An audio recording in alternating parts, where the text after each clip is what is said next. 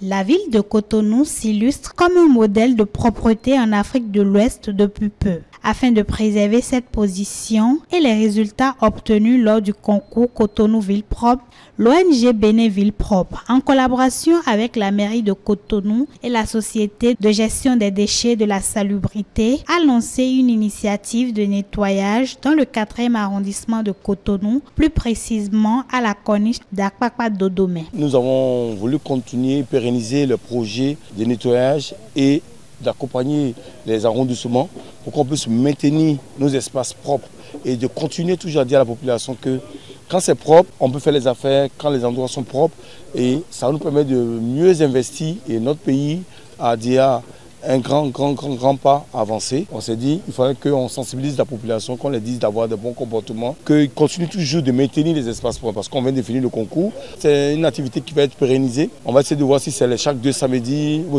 tous les derniers samedis du mois. On va essayer de sortir avec nos mamans, nos soeurs et nos frères pour qu'on puisse continuer à nettoyer la ville. Le responsable du 4e arrondissement prévoit de mobiliser toutes les ressources nécessaires pour relever ce défi qu'est de maintenir les lieux propres. Il y a l'ONG qui nous a soufflé que la corniche est un peu sale. Et comme la corniche est sur mon territoire, alors j'ai sauté sur l'occasion en sensibilisant les 12 quartiers qui sont sous mon contrôle, et surtout les quartiers riverains de la corniche, pour que nous mettions propre cette plage et surtout la corniche.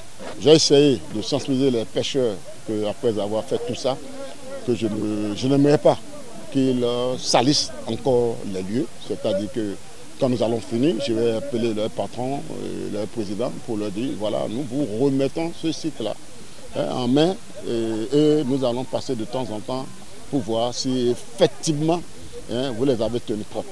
Certains chefs de quartier appellent les résidents à s'engager dans cette lutte. Vraiment, c'est une bonne chose. Et vous avez vu, il y a assez de monde ici. Même la population aussi est sortie massivement. Il y a d'autres qui sont ici, d'autres qui sont à l'intérieur du quartier qui sont en train de faire de l'assainissement. Nous allons essayer de faire sensibiliser nos populations et surtout les pêcheurs qui sont ici et à commencer à aménager la zone. Et je demande à la population d'abord, à Papa de Domé et Nayon, que chaque quinzaine, on n'a qu'à venir ici pour balayer parce que c'est un environnement propre, on doit mettre ça propre. Le président de l'ONG a exprimé sa gratitude envers les autorités de la ville pour leur soutien. Et remercions beaucoup la mairie de Cotonou, M. Luc Atroko, le maire de Cotonou, et la GDS et la préfecture, le gouvernement.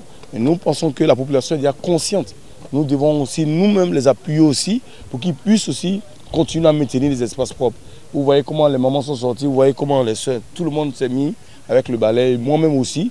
Je me mets dedans aussi pour balayer, pour que tout soit propre aussi ensemble. L'objectif de cette initiative est de sensibiliser la population à l'importance de préserver les environnements et de les inciter à s'impliquer activement dans les initiatives d'assainissement.